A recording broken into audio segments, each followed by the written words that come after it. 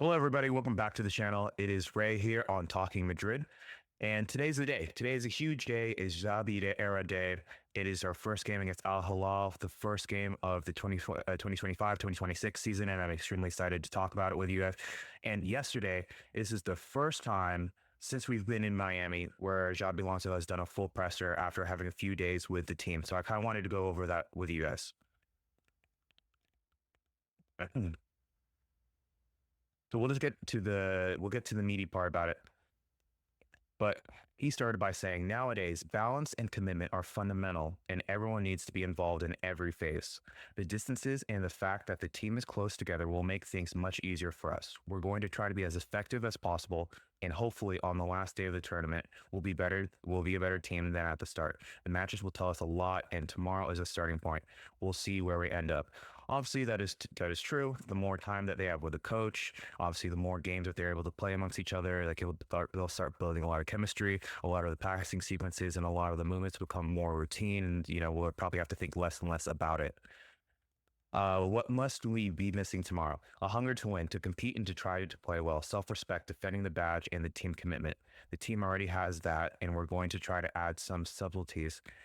We have to play as a team. I think that's really important as well, because last year there were fragments of the team that weren't doing a lot of the work. And then the other players, most notably the forwards, weren't doing a lot of the pressing. Bar Rodrigo, when Rodrigo was on the field, he would do a lot of the pressing for some of the other forwards that were not doing that. And then there are a lot of instances where even in games and some footage, like some fan footage, you could see that, like whether it be Jude or whether it be Valverde, whether it be Tchouaméni or whoever's playing in the midfield, were demonstrably angry and showing a lot of that emotion and kind of yelling on the field to some of our forwards who are not doing the work back.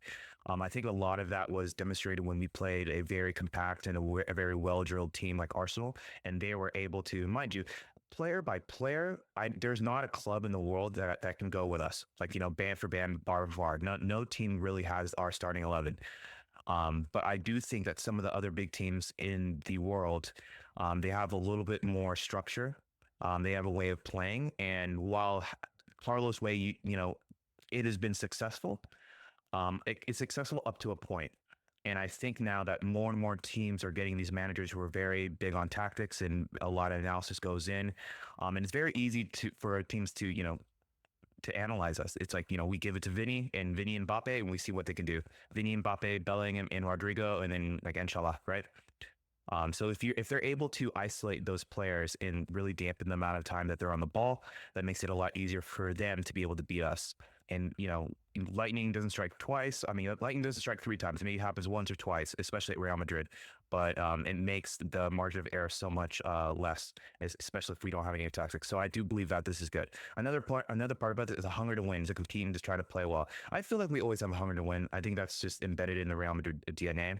We always play to compete. The self-respect, I think, something that we need to get back to, because this last season I feel like it has scarred all us Real Madrid fans. PTSD is I have a little bit, like, I'll say I always believe that we're a favorite for every competition that we're in, but still defending the badge and not allowing these small teams who go trophyless to even try to banter us. Like, I think it's absolutely ridiculous. Some of the things that I see online, some of the things that I see on some of these content creator pages, where they're the way that they speak about Real Madrid as if we didn't win the double and we've won like 6 out of the last 10 or 5, or, I guess now like 5 out of the last 11 or however many they may be. It's like we won. I've witnessed more UCLs than your entire club's history. So I think self-respecting and defending the badge is huge in team commitment. I think that is a huge thing for us. Favorites in any competition that Real Madrid takes part in, it can be among the contenders to win it. We're coming here with that intention. Right now, we're not thinking about the final. Everything will come in due course. We want to take steps forward and feel that we're building a team and recognizing how we want to compete and play. Tomorrow is a starting point, and we're sure to be lacking things. We mustn't get frustrated and must keep taking steps forward. I think that's a big thing here, is being able to balance this. In every, like you said, in every competition that we're in, we're expected to win. Or at least he's being modest here, contenders, but we expect to win, at least from the fans' point of view.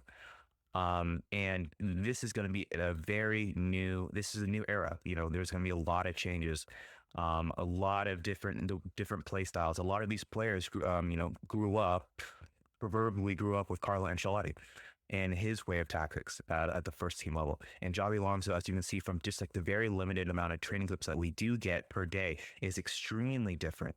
Like I dare people to go look at the training clips that we have now, that we are getting now in Miami, and compare that to the past like 2, 3 years with Carlo Ancelotti. The amount of Londos I saw there, and for pretty much all the clips, and then what you see, a lot of the passing drills and a lot of the sequences that you see there, and a lot just in the instruction from the coaches, just being very active in the actual training sessions themselves, rather than you see Ancelotti, like obviously Ancelotti with age, he cannot do that. Xabi Alonso is a lot younger, and still in shape. I mean, he can still put on a jersey and still play a part right now.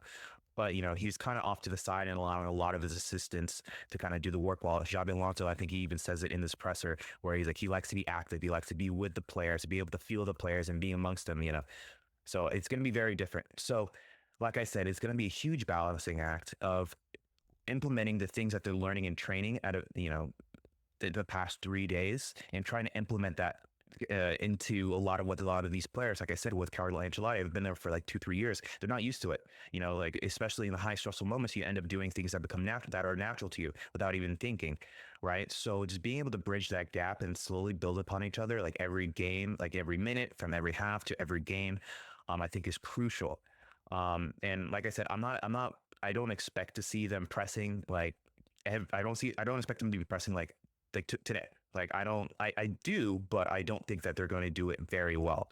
But as long as I can see that, like, there has been some improvement in that area or that aspect of their game, and obviously the win, and I'm going to be very happy with that.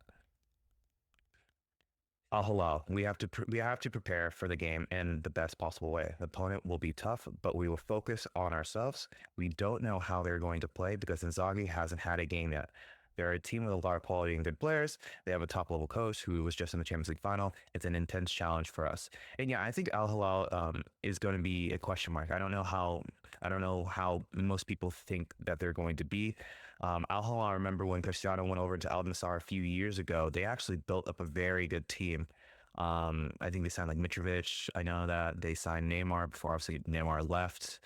And a few other players, but like from when I was watching the recruitment from Al Nassr and Al Hilal was literally setting themselves up to be the predominant force, obviously, in the Saudi Arabian league. But I think things have kind of fallen off now. I know that I think they won the first title that Ronaldo was there. Then ever since then, they've kind of fallen off and sold players, and people are coming in, people are going, and stuff like that. And Zaghi, like I said, has only been there in such a short time, similar to us. But I think we have a lot better. Well, no, I don't think we have a lot better foundation than they do.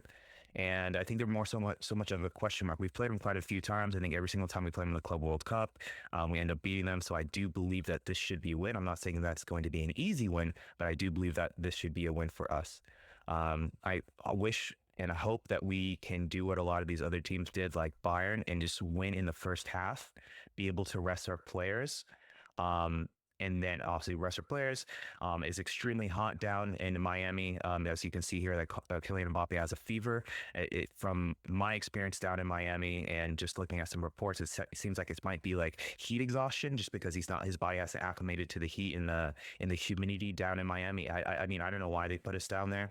Maybe because there's probably it's a large following. I wish they were in LA or Southern California. But like I said, I just really want them to win the game in the first half. Let's just do some subs. Let's get some of the French players or the Castilla players, and allow them to get some minutes just so we can rest. Because this is a preseason tournament, even though it's not. A lot of our players don't have a lot of rest just because we're Real Madrid. Most of our players are always playing in internationals. They're playing in internationals or they're playing the late stages of some of these tournaments in the summer, and we're on Real Madrid and we go far in every single competition that we're in. So there's very little rest for our players. So hopefully, we can handle business in the first half. His first day, the excitement of starting this project is tremendous and it's a fantastic time for everybody. I'm happy to have been with them for this time because we're going to make progress in many areas. We're looking forward to it. Training is good, but you want to see the team in action. The match will tell us a lot of many things we want will take time. Yeah, exactly. I don't think there's much to comment on that. You know, this is going to be a project. He wants to play a certain kind of style. A lot of these players haven't played that kind of style yet. A lot of players are used to kind of what the old regime was doing. So it will take time for a lot of the things and the tactics that he's trying to implement to really kind of see themselves within the team. Bellingham, he's able to cover a lot of ground, but he has to start from the right position. He has the soul of a midfielder and quality to get into the box. His starting point is important. Finding the right position will help him in the team because he has important abilities. I think this is key. I think he said this multiple times. At least this is like the third time when someone brings up Jude Bellingham. He speaks of him as a midfielder first. So I don't believe we are going to get the first season, Bellingham's first season here at Real Madrid, where he's almost playing as a second striker or just arriving late into the box. I think we're going to see more akin to the Dortmund Jude Bellingham. And I'm interested to see what he's going to do with Bellingham. Honestly, I think our midfielders for this upcoming game is going to be Tchouaméni, Valverde, and Bellingham as the three. If we're playing a 4-3, obviously, if we're playing a 4-4-2, I see ideally think it's going to be Arda Güler, but it could be Rodrigo just because of how much he's been talking about Rodrigo and how the good work that Rodrigo's been doing, and as well as Rodrigo's been there the entire preseason. So it probably will be Rodrigo in that. Well, depending on if Mbappe plays, we don't know. Like maybe like the Gala 11, when Mbappe comes back, maybe that's when Rodrigo's maybe drops, or maybe Arda Güler comes in for a more creative midfielder. But I think in the moment right now, I think Mbappe is probably going to be out of this game. I haven't seen any news saying that he's going to be there. And so I guess Rodrigo is going to be playing, and then probably Arda Güler is going to be the fourth midfielder. Mbappe, he was feeling a bit better today, but not well enough. It's very hot, and it was better for him not to train. We're going to wait until the last minute to decide tomorrow morning. He's more of a dynamic striker. He's not positional. He's not a target man, but he's a 9 who scores a lot of goals. Okay, so kind of what I just said there. That's good. That's encouraging to hear that he's feeling a lot better today. That means probably yesterday, even though he trained, he didn't feel that good. So he took the day off. And hoping he's resting and is able to acclimate a little bit more to that Miami heat and humidity. That is very true. He is not a target man, and that's exactly why reports are coming out that Xabi Alonso is looking for a target man. And he's a positional striker, and even with a positional striker just like Mbappe, I think he scored 41 goals, 41 or 44 goals in a calendar year. High temperatures, I'm not worried about all of that. It's something I have no control over, although it does have a big impact. We have to accept it and know how to adapt. Or we have to take it in our stride. It's true. This affects all teams that are playing in Miami. This is something that they're going to have to get used to, and I'm assuming that they're going to do a lot of cooling breaks throughout the game. I'm going to go a little bit faster here. The squad day-to-day is very good because the individual quality is incredible. Now we have to work hard. I really appreciate and respect what they've done. We're starting a new era, and we're going to work in our own way. There is a very good foundation, and we have to build on that. I've kind of already touched on this. We have the best squad in the world. Injured players. Rudiger put in tremendous effort during the season and has worked very hard to recover. He'll be the first to return if all goes well. He'll be in the squad for the second game. We have to be patient with others. Camavinga is progressing faster than expected. Alaba, Carvajal, and Militao need more time.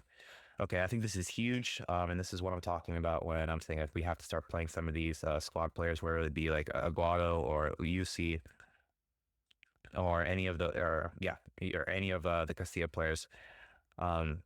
Because we don't need Rudiger rushing back like he did last season and having him just be injury prone all year with his chronic knees. Camavinga, another one who is consistently injured. Just take the time. We should have enough quality, at least in all the way up into probably the quarterfinals. We should have enough quality from the Castilla players to the French players, to players that are going to be starting the starting 11 to be able to handle the games in the first half and really be able to rotate and rest a lot of our players. And then as you get further down this list, Alaba and Militao, these have been two consistent names that have been injured probably for the last 2 years. We will see, and we'll see how they, how they progress with their injury and in training. I've seen some clips. Alaba looks incredibly slow, and I don't believe you can play him any other position other than a center back. And even then, Alaba's strength has never been really his physical strength. Maybe it's more so positional, and maybe that might be able to hide the fact that his legs are gone because he moves like a truck at this point. His knees completely wrapped, is very immobile, and even the way that he passes the ball, he has a lot of work ahead of him, and we'll see. And we'll see what kind of state he comes back in. Militao, that's another one. He's been in preseason, all preseason. He didn't really leave. You see him in all the training videos. Just like Alaba, his touch seems a little bit off. He is slow yet again, but that's to be expected with someone who had back-to-back ACLs on both legs. I don't know if I've ever heard of that or seen someone come back from that, but I'm praying that he does. He's an integral part, or he was an integral part.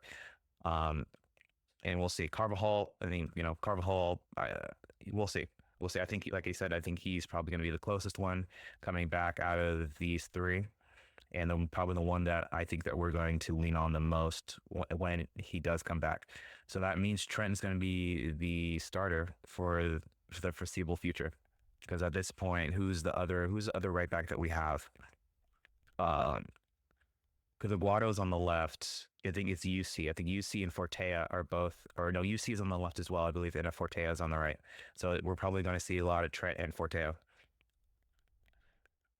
Rodrigo, the end of the season wasn't easy for him, but he took some time out, which was good as he didn't go away with the national team. It helped him to reset. We've been talking since day one, and I can see he's eager to contribute and enjoy himself on the pitch. He can give us a lot of good things. And yeah, this is my stance on it. And I think I don't want Rodrigo to leave. Whether you see my tweets and you think that I'm angling him for to leave, I'm not. I think right now in the attackers, we have Kylian Mbappe and we have Vinicius Jr. So then what happens when one of them goes off? And we've sold Rodrigo, and I mean, obviously, I know we're in the market for another target forward, but still, we don't have a lot of depth in that department. And I don't believe that there's any player that we can purchase that is going to be as good as Rodrigo. And I do believe that with this preseason and what's kind of going on in the Club World Cup, that Xabi Alonso, from all the reports that I've seen, has put a lot of time and effort into understanding what is going on with Rodrigo, and working with him, getting through like the mental aspect of it as well as the physical aspect of it. Because the one thing I'll say about Rodrigo that he will work for the team. He did that for Carlo Ancelotti. I believe he'll do it here. I actually think that the front three of Mbappe, Vinicius, and Rodrigo is better than the front three of PSG. Right?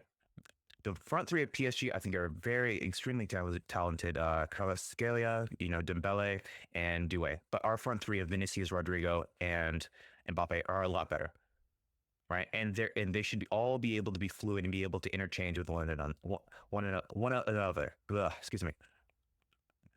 So I think we should keep him. Honestly, I think we should keep him. I think the big thing here is getting the team and getting the forwards to work together in tandem with the midfield to do a collective press. If you see a lot of even against Barcelona, like a lot of we scored so many transition goals on them because we pressed them and then we got the ball immediately and then we played them behind. We absolutely torched their defense. So I think we should really try to keep Rodrigo at all costs, in my opinion. I think, like I said, Xabi Alonso is going to do a lot of work with Rodrigo and try to find him a position in which he can help the team. And depending on the formation, if we play a 4-3-3, I don't see as to why we can't do that. I think a lot of the ball progression is going to come from our defenders, so that'll take a lot of the burden off of our midfielders, which will be Jude, Tchouaméni, and Valverde. And we also will have Trent in the lineup, which will be great for long diagonals or balls in behind, that will greatly benefit Rodrigo. It will greatly benefit Mbappe and greatly benefit Vinicius. I don't want Rodrigo to leave, but it just looks like with all the promotional videos, all the promotional shoots, the new uniforms, this is the first time I've seen since Rodrigo has been a starter that he is like actively not present in any of those. And the club is making a very discernible decision, putting Jude, putting Mbappe and Vinicius, and then Xabi Alonso in everything that they do. So I don't think that, obviously Real Madrid, I don't know if I think there's a lot of fans on Twitter who are just very new. I think we got a lot of fans from the three-peat and then the 2022.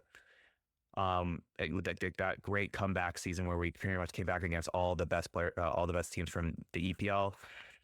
I think we got a lot of new fans from there, and I don't know if they know the history of Real Madrid. I think they just kind of talk and they talk amongst each other. There's like a huge echo chamber where everyone thinks that they know what's going on, but this is not normal. Whatever is going on with Rodrigo, I know that there are tweets that came out from Fede Valverde's wife that's saying that you don't know what's kind of going on. There's reports from Ancelotti, obviously not calling him up because like Rodrigo's going through something mentally. Even Xabi Alonso even brought it up in this presser that he knows what happened to Rodrigo, and the fans don't know. We really don't know. People speculating that it could be someone is ill in his family. No one knows. It could be that he was dropped, and then his confidence was really low, and he had a very poor season last season in terms of goal contributions. But all in all, I want him to succeed at Real Madrid. I do believe that he is a Madridista. He was part of one of the greatest Champions League runs of all time, and I think that he can contribute. I think it just takes a tactical manager like Xabi Alonso to find the right system for him to be able to show a lot of his strengths for this team.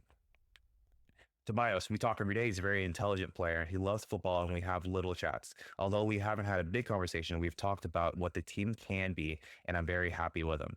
Ceballos, we'll see. Like I said, we'll see with a lot of these players that are on the fringes what the role will be in this Club World Cup. If he finds a place for Ceballos, he finds a place for Ceballos.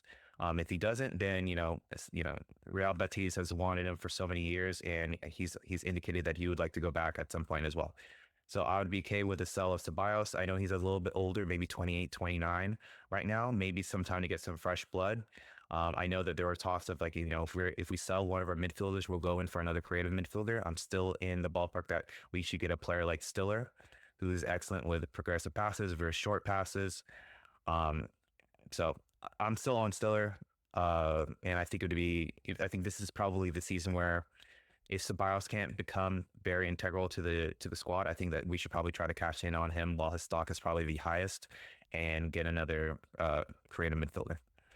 Monstantuano, he's a guy with a fantastic present and a brilliant future. Maturity he has in the game carries over off the pitch. I was impressed with conversations I've had with him because of his ambition and maturity. Things don't happen by chance. Today he won 3-1 with River, and his steps he's taking have had led him with us in August. He's going to be a very important addition for us. I saw him with ambition and confidence. Monstantuano, I think yesterday was the first time I watched the full 90 of him. I've seen a lot of compilations on Twitter and YouTube of him, but it was great to actually see him play a full 90. I think that he had an okay game. A lot of people saying that he was balling and stuff. I didn't believe so. I thought that in the first, when was it? I would say in the first 15, he didn't do a lot, and then probably the second 15 of the first half, he started to really start getting on the ball. And I thought he was most effectual when he was actually drifting more inside. What they would end up doing is they would play a long diagonal, whether it be from the left back or the left center back, over the top of the opposing left back, into the space for Masantuano either to run onto or for him to pretty much collect the ball on the right flank. He hugged that right flank so much. And I'm wondering if that was maybe more so of a coach's direction and tactics, where he wanted him to really give the team a lot of width so that that they can attack from obviously from a different angle. But every single time it would be a long ball over the top. He would chest it, and then he would have to play back. Or if he had he would chest it and be able to try to take on this man. I don't think he was really successful when trying to take on this man from the outside, like try to push it by him and run on the outside. But I do think that he was very successful, or he was successful when he would collect the ball and then drift inwards. He'd do the diagonal run, not running at the defender, but he would take him inside, beat the first one, beat the second one, and then he would lay it off. I think for the first goal for River, it was exactly that. I think it was the ball switched over to Masantuano. He collected it on the right flank. He then drifted inside, beat the first man, beat the second man, and then play the ball over the top to, I believe, the left back. And then the left back then put a good ball in, and then obviously the forward was able to tap, easy tap and header. So I think that he had an okay game. And the one criticism that I did have of this game is that obviously he's 17, so I'll take this with a grain of salt. Obviously with better direction from the coach and just playing more and more, that he'll realize that he kind of phases in and out of games. Something similar almost to Rodrigo, where River at some time, for some point, I don't know why that they started going away from trying to get him the ball. I do think that Red Diamonds had a tactical switch in which they were actually bringing the defensive mid and the left back were kind of double double man marking him, so it kind of took him out of the game.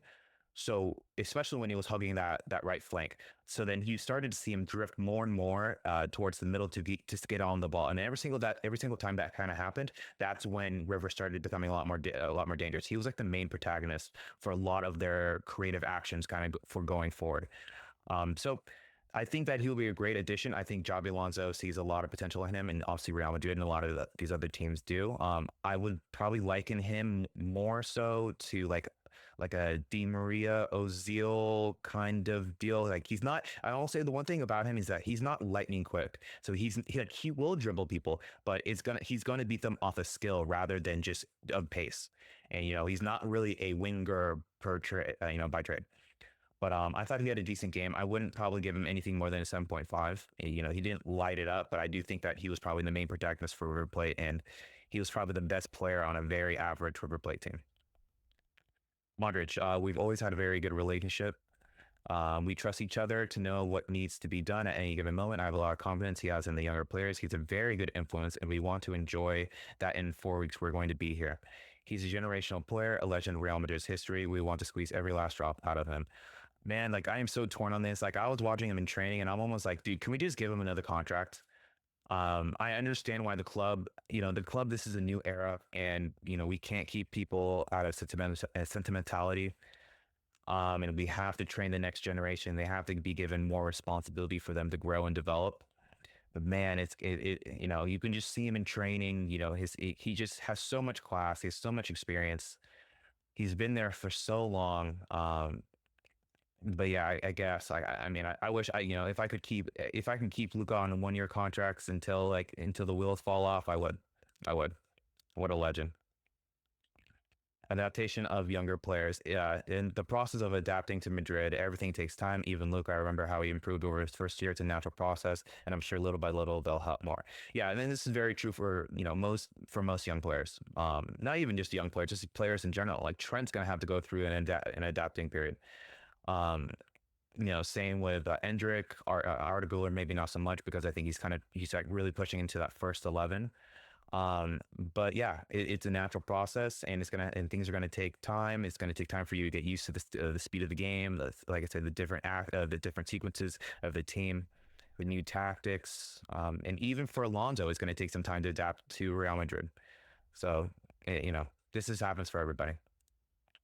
The right back for any coach, it's a huge privilege to have that level of player. Trent is more flexible, and we're eager to have Carvajal back because of his personality and competitive level. Trent has had a big impact from day one, and it's a privilege to have a headache of thinking about who's going to play. Yeah, that is very true.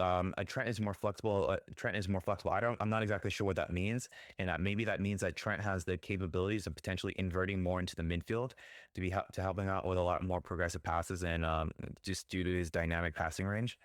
Um, but I'm not exactly sure what that means. But it looks like Carvajal is probably not going to come back until probably until the beginning of the season. Um, from what he was saying above, like some of those players like Alba, Militao, and Carvajal are going to take a lot longer to come back. So I think Trent is going to really probably lock down this position for the foreseeable future, and then we're probably going to have to use Fortea as a backup. Vinny Jr. I didn't know him, but within 10 seconds, I recognize his personality and the way he communicates with people. He's very passionate, and you have to be close to him. I really like having that kind of player. He has a big heart, and that's what I've felt over the last few days. That's great. I think this is, I think this is good that you speak to probably one of the best players on the team, one of the leaders of the team. Um, it's good to say that he recognizes personality, and I think Vinicius has such a personality that you either love him or you hate him. He's someone that brings a lot of emotion to the game. I think like most Brazilians do, they bring us such a passion, a love for the game, and sometimes that's off-putting to people. But I think it's great that Xabi Alonso recognizes this so soon, and he's willing to work, not even willing to work with him, but he understands who he is, and he's going to work with him, and he's going to bring the best out of it.